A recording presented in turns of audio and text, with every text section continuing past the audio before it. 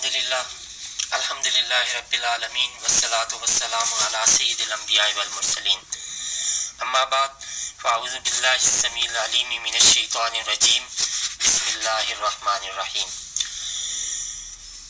السلام علیکم ورحمۃ اللہ وبرکاتہ۔ آج درس فقہ میں ہم حدث اکبر اور حدث اصغر کے بارے میں ان میں کیا فرق ہے اس حوالے سے گفتگو کریں گے۔ حدث اصغر اور حدث اکبر نجاست حکمیہ کی دو قسمیں ہیں۔ حدث اصغر سے چھوٹی نجاست ہے اور یہ بے وضو ہو جانے سے ہوتی ہے، اور اس کو دور کرنے کا طریقہ یہی ہے کہ وضو کر لیا جائے، اگر وضو کے لیے پانی نہ ملے تو تیمم کر لیا جائے۔ حدث اکبر اس کے برعکس بڑی نجاست کو کہتے ہیں۔ یہ تین طریقوں سے لاحق ہوتی ہے: ایک جنابت، نمبر 2 حیض، نمبر 3 نفاس، اور اس کو دور کرنے کا طریقہ غسل ہے۔ اگر کپڑا ناپاک ہو جائے تو اس کو کیسے پاک کریں گے؟ تو اس کا جواب یہ ہے، اگر کپڑا ناپاک ہو جائے تو ایک بار دھونے سے پاک ہو جاتا ہے، بشرطے کہ اس پر نظر آنے والی نجاست ختم ہو جائے۔ لیکن یہ تب ہی ممکن ہے جب اس پر اچھی طرح پانی بہا کر خوب نچوڑا جائے۔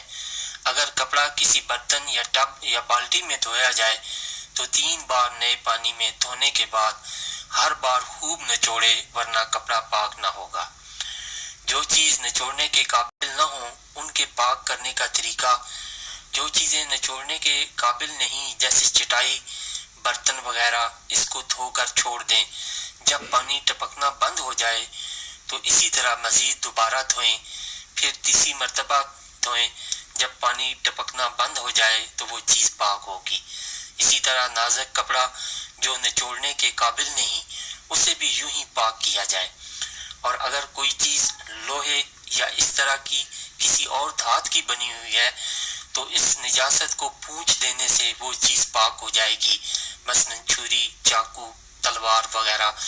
تو اگر اس کو زمین میں گاڑ دیا جائے اور باہر نکالا جائے تو اس صورت میں بھی پاکیزگی حاصل ہو جاتی ہے۔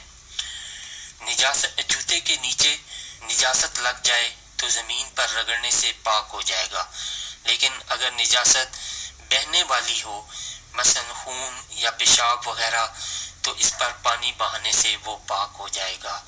وآخر دعوانا الحمدللہ رب العالمین۔